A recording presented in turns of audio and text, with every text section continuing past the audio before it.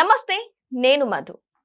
ఒక సినిమా తక్కువ బడ్జెట్తో అంటే 1 కోటి 2 కోట్ల బడ్జెట్తో తీసిన సినిమాలు కూడా హిట్ అయ్యాయి. కానీ 100 కోట్ల బడ్జెట్తో సినిమా తీస్తే ఏ రేంజ్లో హిట్ అవుతుందో అందరికీ తెలిసిన విషయమే. కానీ బాలీవుడ్కి సంబంధించిన ఒక సినిమా 100 కోట్ల బడ్జెట్తో ఆ సినిమా తీసినప్పటికీ కూడా కనీసం ఒక రోజు కలెక్షన్స్ 5,000 రూపాయలు కూడా రాలేదు. మరి ఏంటి ఆ సినిమా? ఆ సినిమాకున్న బ్యాక్గ్రౌండ్ ఏంటి? ఈరోజు మనం తెలుసుకుందాం. ప్రస్తుతం మనతో పాటు ఉన్నారు సీనియర్ జర్నలిస్ట్ శ్రవణ్ కుమార్ గారు. వారిని అడిగి మరిన్ని విషయాలను తెలుసుకుందాం. నమస్కారం సార్. నమస్తే అండి. సార్, 100 కోట్ల బడ్జెట్ పెట్టి సినిమాకి కనీసం 5,000 కూడా రాకపోవడం ఏంటి సార్? ఏంటి సార్ ఆ సినిమా? కంగనా రనౌత్ చాలా పాపులర్ నేమ్ అని చెప్పాలి. తర్వాత నేను మళ్ళీ విషయాలు చెప్తాను. సో హీరోయిన్గా లేడీ ఓరియంటెడ్ చిత్రాలు తీస్తూ కూడా మంచి పేరు తెచ్చుకున్నట్టు. అట్లాంటిది ఆమె లేడీ ఓరియంటెడ్ ధాకర్ అనే సినిమాని జేమ్స్ బాండ్ తరహాలో చిత్రం.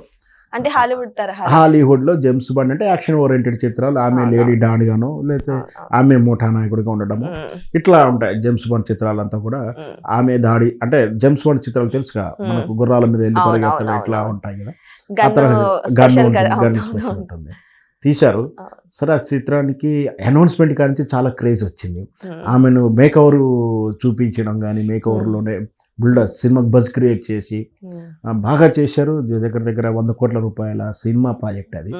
తీరా చూస్తే 3వ రోజుకే 4వ రోజుకే 8 టికెట్లు అంటే టోటల్ కూడా చూస్తే 5,000 రూపాయలు కూడా రాలేదని సోషల్ మీడియా వార్త. సో అది నిజమైన అబద్ధం కాకుండా సూపర్ డూపర్ హిట్ అయితే కాలేదనమాట వాస్తవం. లక్షలైతే కలెక్షన్ రాలేదన్నమాట వాస్తవం. సరే, మరి అన్నట్టు 5,000 వచ్చిందా 50,000 వచ్చినా కూడా చాలా తక్కువనే చెప్పాలి.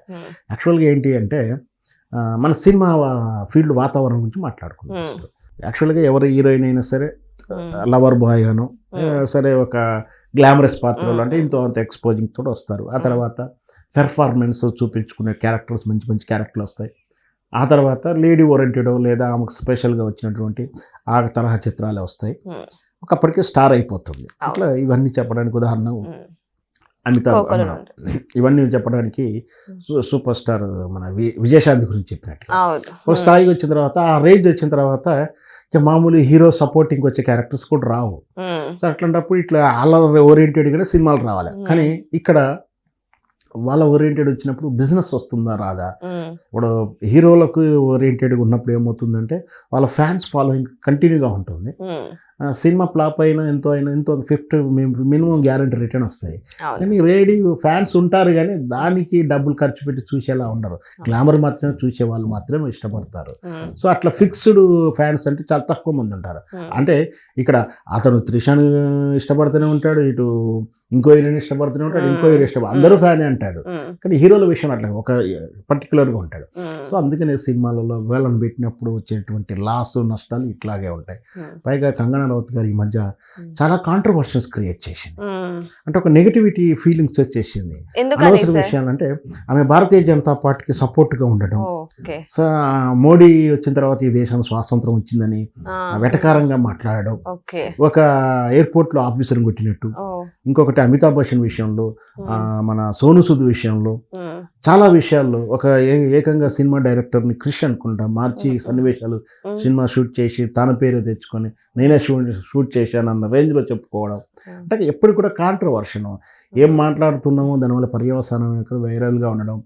ముఖ్యంగా రాజకీయ విషయాల్లో తనకు అవసరం లేదు. భారతీయ జనతా పార్టీని ప్రమోట్ చేయడం కోసం తనకు కాను విషయాలైనటువంటి రైతు నిరసన కార్యక్రమాల గురించి కామెంట్ చేయడాలు, ఇట్లా పార్టీని భుజాలు వేసుకోవడం, దాంతో ఆ క్రెడిబిలిటీ పోయింది. నేనేమంటున్నానంటే అవసరం లేని విషయం అంటే పార్టీల పరంగా ఎవరేం మాట్లాడుకున్నా పర్లేదు. ఈ హీరోయిన్గా ఉండే ఆమెకు అవసరం లేని విషయాలు మాట్లాడుతున్నప్పుడు నిజాలేంటో అబద్ధాలు అంటే ఆల్రెడీ ప్రజలకు తెలుసు.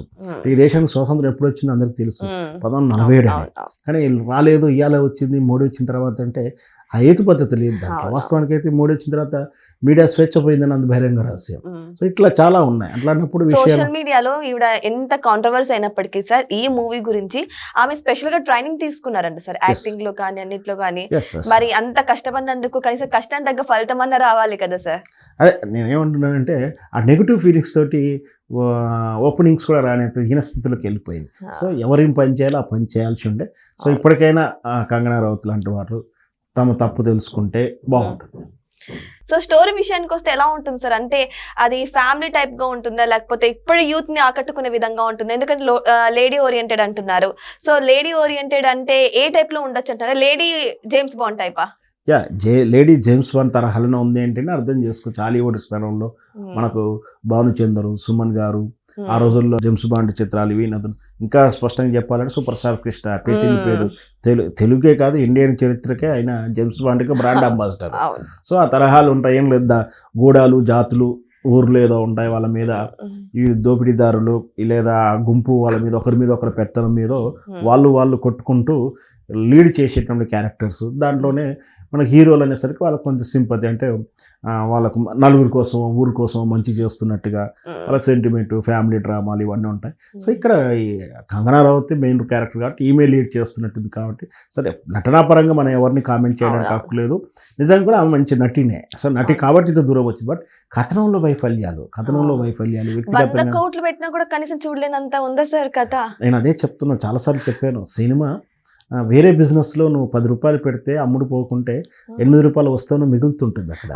కానీ ఇక్కడ సినిమా ఫీల్డ్లో నువ్వు చూస్తా అన్నా కూడా ఏమి కనపడదు. 100 కోట్లు అయినా సరే ఇంత పెన్ డ్రైవ్లో సినిమా ఉంటుంది. ఈ రోజన్నా ఇంత పెన్ డ్రైవ్లో సినిమా ఉంది. ఒకప్పుడు సినిమా బాక్స్ ఉంటే ఆ బాక్స్ నువ్వు చూసుకోలేవు. నువ్వు మళ్ళీ ఆ బాక్స్ సినిమా నువ్వు చూడాలంటే మళ్ళీ 10,000 థియేటర్లో రెంట్ కట్టి నువ్వు చూడాల్సిన పరిస్థితి. ఇలాంటి పెన్ డ్రైవ్లో ఉంది కాబట్టి ఏదో ల్యాప్టాప్లో ఎక్కడ పెట్టుకొని చూసుకోగలదు. అంటే సినిమా నువ్వు ఎన్ని కోట్లు పెట్టి తీసినా ₹1 కూడా నీకు రిటర్న్ రేమో, అంటే గోడకు సున్నం వేస్తే మళ్ళీ గిల్లితే ఇంత ముద్ద అని వస్తుంది కానీ సినిమాకు రాదని ఒక సామెత ఉండేది. సో ఓపెనింగ్ లేకపోతే చేసేది ఏమీ లేదు. ఇంకా దరిద్రమైంది ఏంటంటే సినిమా మేకింగ్ కన్నా సినిమా ప్రమోషన్ ఖర్చు ఎక్కువగా ఉంది. సో ఇటు ప్రమోషన్ ఖర్చు, ఇటు సినిమా ఖర్చులు ఇవన్నీ తడిచి మోపడవుతాయి. ప్రొడ్యూసర్ సేఫ్గా ఆలోచించుకోకపోతే ఇట్లాంటి నష్టాలు ఎదురు చూడాల్సి వస్తుంది. పాపం ప్రొడ్యూసర్ పరిస్థితి ఏంటి సార్ ఇప్పుడు?